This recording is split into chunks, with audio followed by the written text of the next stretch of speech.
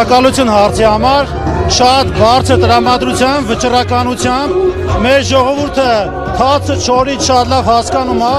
գիտի այսօր, որ մեր երկիրը կանգնած է լուրջ մարտահրավերների առաջ, իհարկե շնորհիվ Նիկոլ Փաշինյանի եւ մեր ժողովուրդը փոփոխություն է ուզում, իսկական փոփոխություն, հայկական փոփոխություն, որ մեր ժողովուրդը ավելի լավ ապրի, ավելի ուժեղ ապրի, ավելի լավ խաղաղություն ունենա, քան որ հիմա կա այս վիճակը։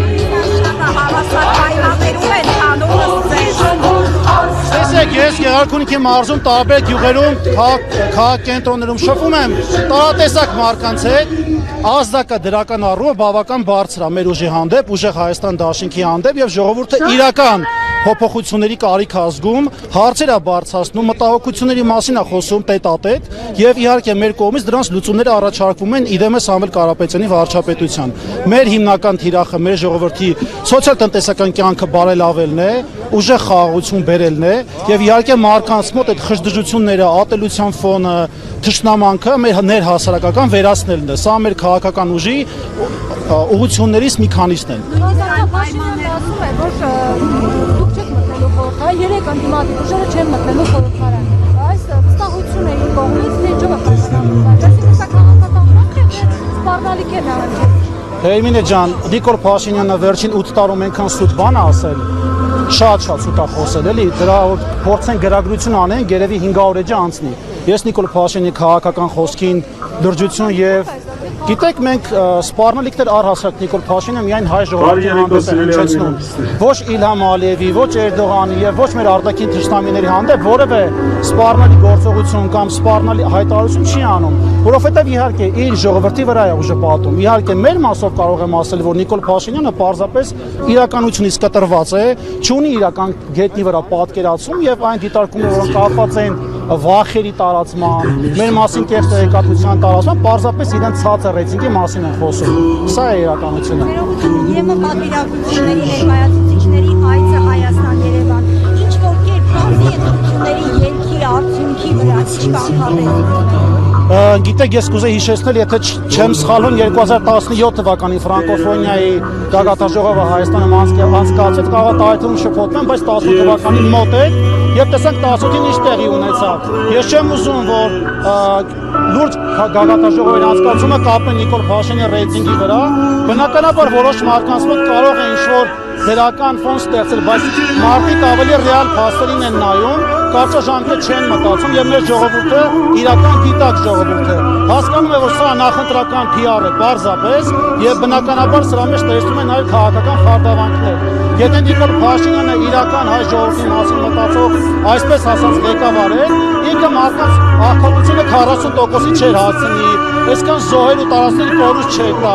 մեր երկիրը ցնկաչող վիճակի չէր հասցնի։ Սա ուղղակի PR մակարդակ է ընկալում որպես քաղաքական process-ի մաս եւ շարժվում ենք առաջ մենք, հասկանա։ Չեմ լսում։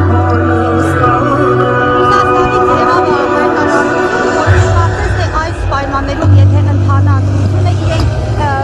չեն ընդունելու Հայաստանում կատարված ընտրությունների արդյունքները, սա ինչ նպատակով, ինչ կոնտեքստում։ Գիտեք, եթե Նիկոլ Փաշինյանը փորձ անի մեր ժողովրդի կարծիքը հաշվի չառնի,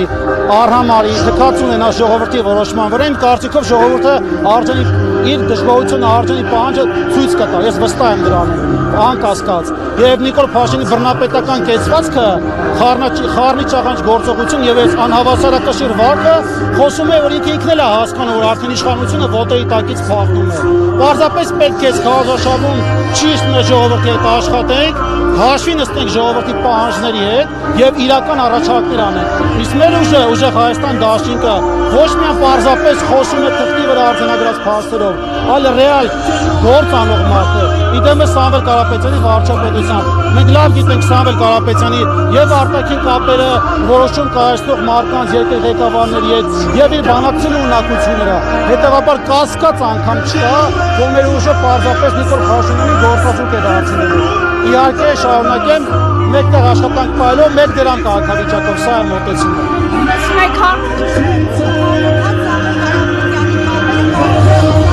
Չեմ լսում։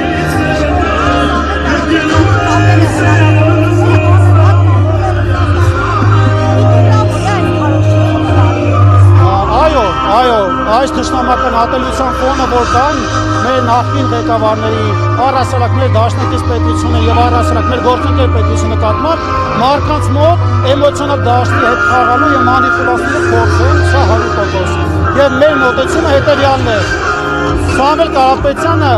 միակ հայ գործարարն է Ռուսաստանում ունեցած բիզնես ունեցող մարդն է, ով ծեր ցուցակում չի հայտնվել ռուս-ուկրաինական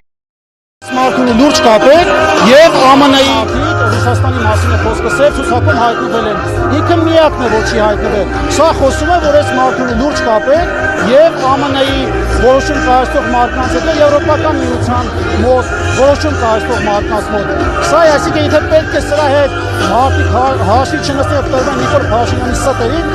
ես կարծում եմ դա այդպես չեն կարելի, դա կարճ ժամկետ էֆեկտ ունենալու։